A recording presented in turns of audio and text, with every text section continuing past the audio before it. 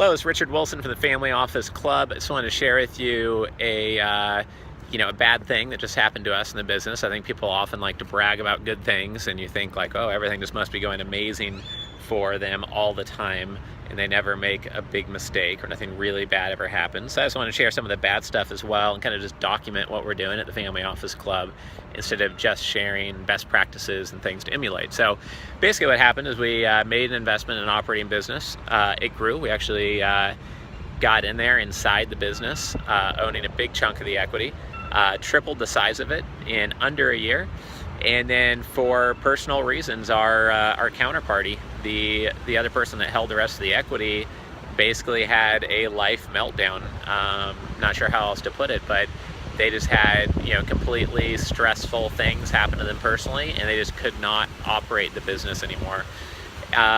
So that was a bit of a painful lesson. But a couple things have come out of that. One is, some of you might know I'm like a third generation Eagle Scout, and just treating people the right way and being somewhat humble and just appreciative that everyone's a human being and that things happen that you didn't plan for, helped in this case. Treating the partner right from the very beginning and at every turn, being able to look them in the face and say like, hey, we've never cut a corner, never lied to you, we've never skipped on something we told you we'd do. We're always transparent and honest when we ran into a challenge along the way, has allowed us to be treated well at this juncture, because there was a point at which we were potentially starting to not be treated well.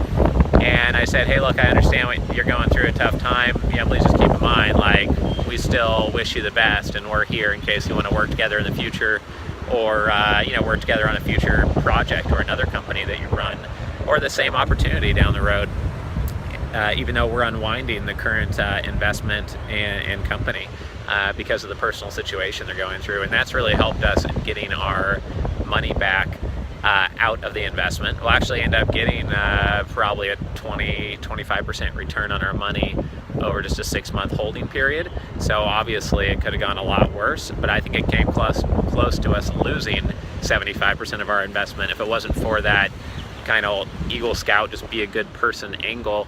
And also the second point I want to get across, when we came into the partnership, we very carefully structured it so that we had a strong position on the cap table, and we were an equal equity holder with the founder of the business.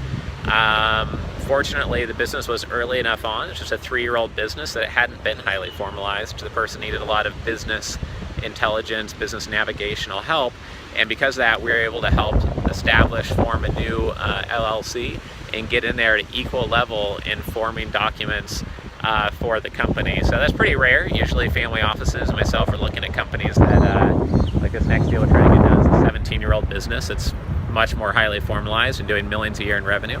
So it's not always an opportunity, but when you can, to get on equal footing with the other people on the cap table and be treated seriously as a partial, partner or owner in the business is very critical. And I think that, combined with just being a good person and pointing out I'd been a good person, a good business partner, is what saved our hide in this investment. Because when people get really stressed out, they'll start worrying about themselves more than you.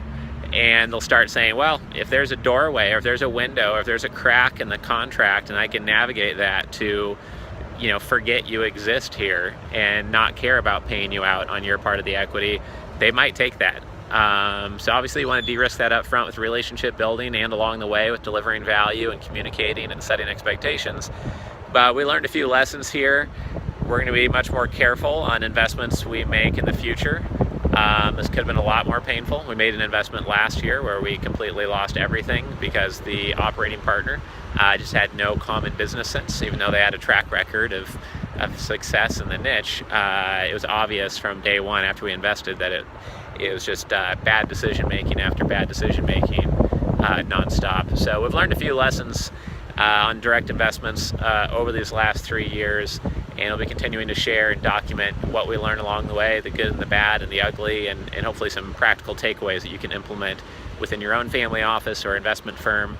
So I hope you find this useful. This is Richard Wilson with a quick Monday Mandate update, coming to you from Phoenix, Arizona today, or I was just speaking at a investor summit here, and I'll see you in the next video or on our next Family Office podcast episode. Take care.